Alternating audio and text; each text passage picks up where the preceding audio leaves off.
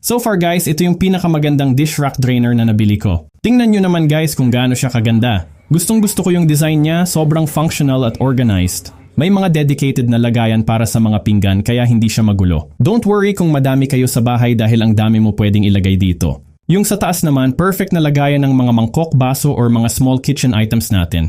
Siyempre meron siyang cover kaya hindi mo na kailangan mag-worry na papasukan siya ng alikabok or ipis, so laging malinis at well-maintained yung kitchen essentials natin. Meron siyang mga hook dito sa gilid, maganda siyang sabitan ng mga sandok, kitchen towels or kahit mga maliliit na gamit na madalas gamitin. May lagayan din siya ng kutsilyo dito guys. Tapos sa kabilang side, pwede ka maglagay ng utensils. Hindi lang yan guys, ang nagustuhan ko din talaga dito ay yung kanyang drawer dito sa ilalim. Pwede mo din ilagay dito kung may mga extra kayo na utensils, kutsilyo, or yung mga gamit na gusto mong nakatago. Yung ibabaw naman nitong dish rack, pwede mo patungan ng ibang appliances like rice cooker or oven. So talagang na ma-maximize yung space. Overall, isa talaga to sa pinaka-favorite kong dish rack. Sobrang functional at ang ganda ng design. Ang dami mong pwedeng ilagay kaya siguradong hindi na messy yung kitchen area natin.